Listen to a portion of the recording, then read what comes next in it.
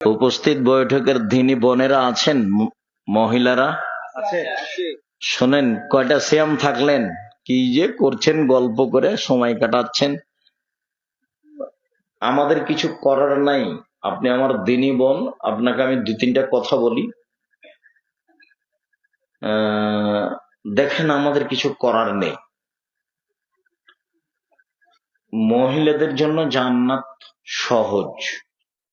আবার আল্লাহর নবী বলছেন যে জাহান্নামের অধিকাংশ মানুষই নারী। জাহান্নামের অধিকাংশ মানুষই নারী। আবার বলছেন যে মহিলারা 4টা কাজ করলেই সহজে জান্নাতে যাবে, যাতে পুরুষের কোনো সুযোগ নেই। 1, 5 ওয়াক্ত সালাত, 2, রমজান মাসের রোজা সিয়াম, 3, স্বামীকে মেনে চলা, 4, জেনায় লিপ্ত না হওয়া।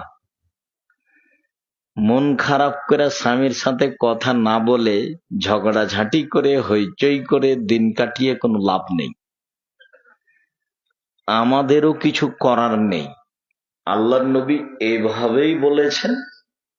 আপনাকে বলে রাখলাম, স্বামীকে মেনেই চলতে হবে, তিতে লাগলেও মিঠা লাগলে।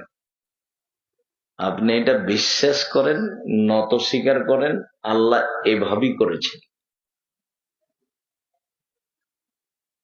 1, 5 ওয়াক্ত সালাত, 2, রমজান মাসের সিয়াম রোজা, 3, স্বামীকে মেনে চলা, 4, জেনায় লিপ্ত না হওয়া। জান্নাতের সব দরজা খোলা। এইখানে আরেকটা কথা আপনাকে বলি। মেয়ে, এই কথা বলছো কেন? চুপ থাকো।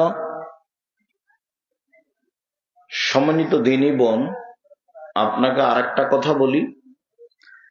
রাসূল সাল্লাল্লাহু আলাইহি সাল্লাম একদা ঈদের মাঠে গিয়ে, যে ঈদ আমাদের চলে গেল, এটা ঈদুল ফিতরেই ছিল।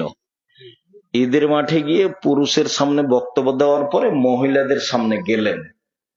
মহিলাদের সামনে গিয়েই বলছেন, ইয়া মাশারা নিসা তাসাদ্দাকনা ফাইন উরিতুকুন্না আকসারা আহলিন নার।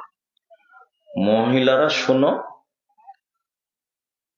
তোমাদের অধিকাংশ নারী জাহান্নামী। তোমরা দান করে জাহান্নাম থেকে বাঁচো। দান করে, দান করে জাহান্নাম থেকে বাঁচার সবচেয়ে বড় মাধ্যম। মানুষে চাইলো, তখন আমি মনে করলাম, আরে